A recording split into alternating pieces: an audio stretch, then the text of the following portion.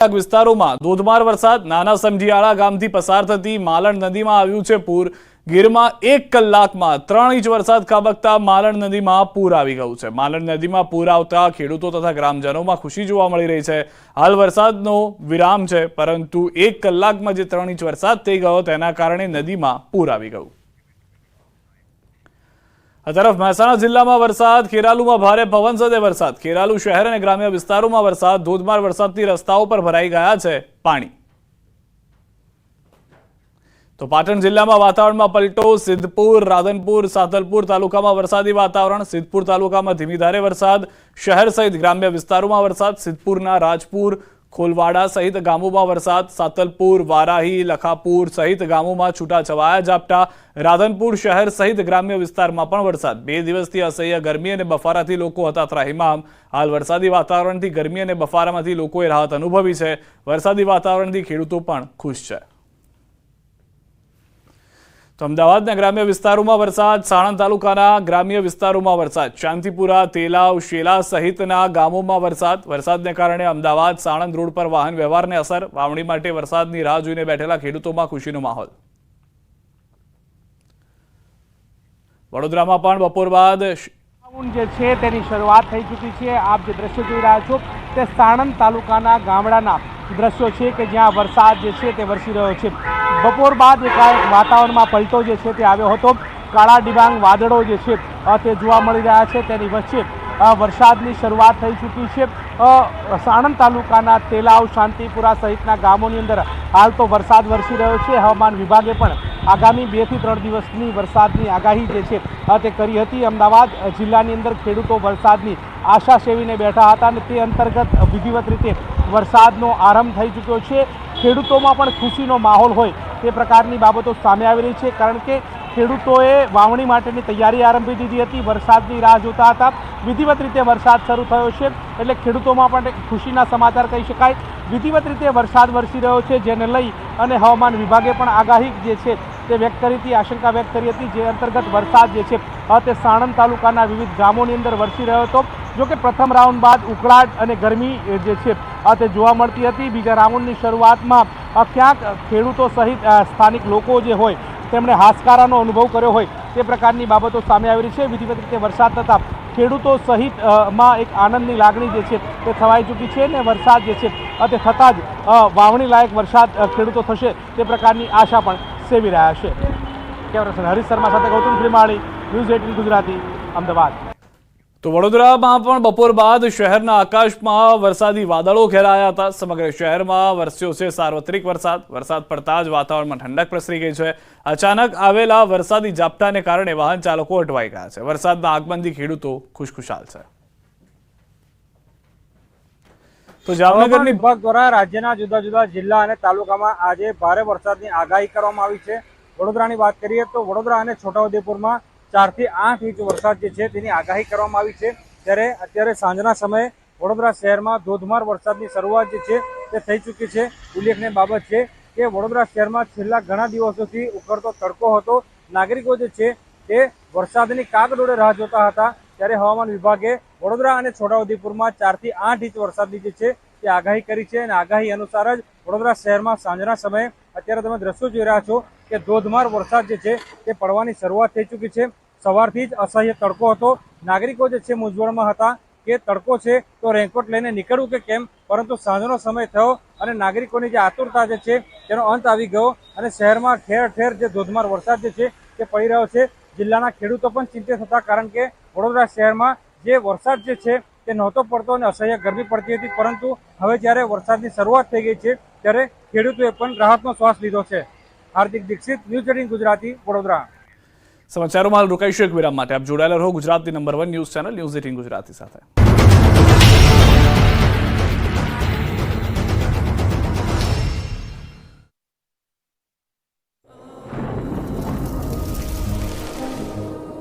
જળવાયુ પરિવર્તનનું જોખમ આપણા દરવાજે પહોંચી ગયું છે। હવે જરૂર છે એક મોટા ક્રાંતિકારી બદલાવની, અને આનો પ્રારંભ થશે 140 કરોડ ભારતીયોથી। આ ક્રાંતિ શરૂ થશે એક વૃક્ષથી। એક વૃક્ષ માનવતા માટે, એક વૃક્ષ આ ધરતી માતા માટે। એક વૃક્ષ આપણા ભવિષ્ય માટે. પ્રોજેક્ટ વન ટ્રી ન્યૂઝ 18 નેટવર્કની એક મોટી પહેલ. રોટલા બનાવો છો, આ રોટલાનું શું કરવામાં આવશે? રોટલા ભમરિયામાં વેરાઈ માતાને ધરીને પછી ભમરિયામાં નાખશે. વેરાઈ માતાને ભમરિયા કૂવામાં નાખી અને વરસનો વર્તારો રાખવામાં આવે છે. અહીં સ્થાનિક છે, શું કહેશો વડીલ? કેટલા સમયની આ પરંપરા અને કેવી રીતના આખી આ પરંપરાને હાલ પણ જાળવી રાખવામાં આવી છે? આ 400 થી 500 વર્ષથી અમારા કૈડા ને પરદાદા બધા કરતા ને અમે કરી છે. અને અહીંયા દલવાડીને ઘરે આ રોટલો ઘડે વાળન લઈ જાય, પછી વેરાઈ માતાજીને અમે પ્રસાદી રૂપે અહીંયા ધરી અને પછી અહીંયાથી ઉપાડી અને અમે ભમરિયા નામનો કૂવો છે અહીંયા અમે પધરાવી, પાણીમાં દરબાર પધરાવે, પછી એમાં જોઈ અમે એટલે રોટલો એની રીતે રમે. પછી રમતા રમતા શીશ સાઈડ બે, ઉગમણી દિશામાં બે, અત્રાદી દિશામાં બે, દક્ષિણા દિકોર બે, એ અમે જોઈ અને વર્તારો અમે બહાર પાડી કે ભાઈ આજે ફેરે વરસાદ આ મહિલો થાય, વરસાદ સારો થાય કે નબળું વરસ થાય.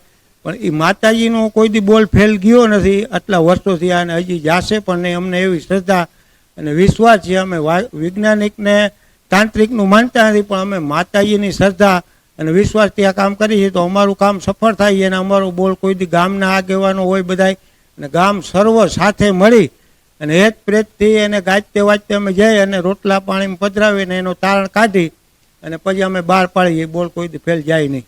જામનગરના આંબરામાં વરસાદનો વર્તારો છે તે નક્કી કરવામાં આવ્યો છે ને ભમરિયા કૂવામાં રોટલો નાખવામાં. જે પ્રકારના દ્રશ્ય આપ જોઈ રહ્યા છો, ગામની ભાગોળે જે આવેલો છે, પાદરમાં આવેલ વેરાઈ માતાજીના મંદિર પાસેના ભમરિયા કૂવામાં રોટલો નાખવામાં આવ્યો છે. અહીં વડીલો છે, શું કહેશો આ વર્ષે વરસનો વર્તારો કેવો? આજે ફેરે વરસાદનો વર્તારો સારો છે. રોટલા ગયા છે ઉગમણી સાઈડે, કતરાતો બેઠો એટલે થોડુંક ખેંચવે, પણ વરસાદ પાછેતરા વરસાદ સારા છે, કાંઈ બીવા જેવું છે નહીં. અને માતાજીની શ્રદ્ધા અને વિશ્વાસથી અમે કામ કરીએ. માતાજીનો કોઈ દી બોલ ફેલ જતો નથી અને જાશે નહીં, પણ અમને બધાને વિશ્વાસ છે. કેટલા વર્ષ જૂની આ કાકા પરંપરા છે? આ તો દાદા ને અમારા પરદાદા કરતા આવે છે અને અમે પણ કરીએ બરોબર. હજી પણ આ અમારા ગામનો એવો સપ છે અને હળીમળી નાત જાતનો ભેદભાવ રાખ્યા વગર અમે આ કાર્યની ઉજવણી વર્ષોથી આ કરી છે. અમારા દાદાએ કરતા હતા, પરદાદા અમે કરી છે. અને માતાજી કોઈ દી અમારો બોલ ફેલ જવા નથી દીધો. જાય 400-500 વર્ષથી આ અમારું હાલ્યું આવે છે પરંપરા. 400-500 વર્ષ જૂની આ પરંપરા હાલી આવે છે. આ વર્ષે 2024-25માં જે વર્ષનો વર્તારો છે તે નક્કી કરવામાં આવ્યો છે. ક્યાંક વરસાદ ખેંચાશે તેવું કહી રહ્યા છે, પરંતુ જે વડીલોની પરંપરા છે, જે અહીંના ગ્રામજનો વર્ષોથી પર પેઢીવાર અહીં જે પ્રકારે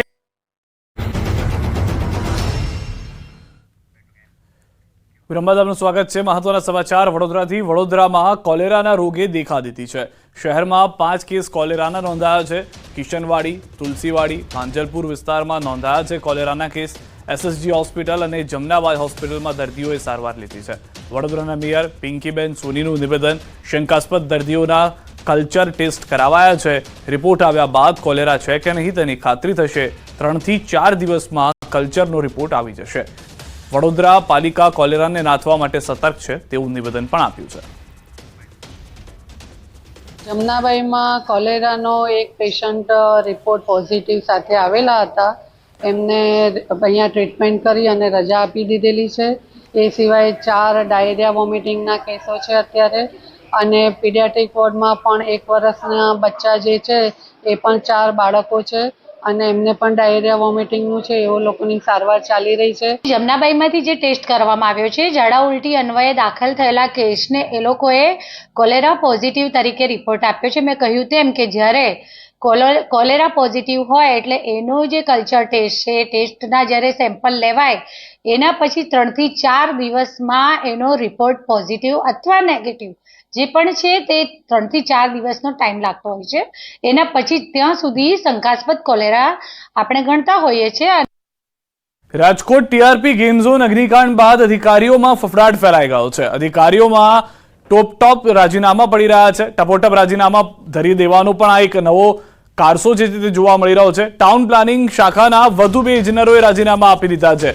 ટીપી શાખાના આસિસ્ટન્ટ એન્જિનિયર નીતિન રામાવત તેમજ વોર્ડ નંબર 3ના ઇજનેર ચેતન ભટ્ટે પણ રાજીનામું આપ્યું છે. અગ્નિકાંડ બાદ ટીપી શાખાના મોટાભાગના અધિકારીઓની થઈ હતી બદલી. હાલ ટીપી શાખામાં કોઈ અધિકારી કામ કરવા તૈયાર ન હોવાની ચર્ચા તેજ બની છે.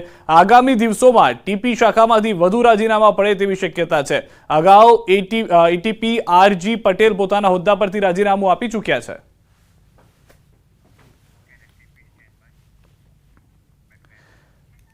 જામનગરની ભવન્સ સ્કૂલમાં હિન્દુ દેવી દેવતાઓના નામ લેવા પર શિક્ષકોના પ્રતિબંધ ફરમાવાતા વિદ્યાર્થીઓની સાથે વાલીઓમાં પણ રોષ જોવા મળ્યો છે. હિન્દુ સેના દ્વારા જિલ્લા શિક્ષણ અધિકારી કચેરીમાં આવેદનપત્ર પાઠવ્યું છે. સાથે કડક પગલાં નહીં લેવાય તો ઉગ્ર આંદોલન કરવાની ચીમકી પણ ઉચ્ચારવામાં આવી છે. જોકે શાળાના આચાર્યએ શિક્ષકોનો બચાવ કરતા વાત સત્યથી વેગળ હોવાનો દાવો કર્યો.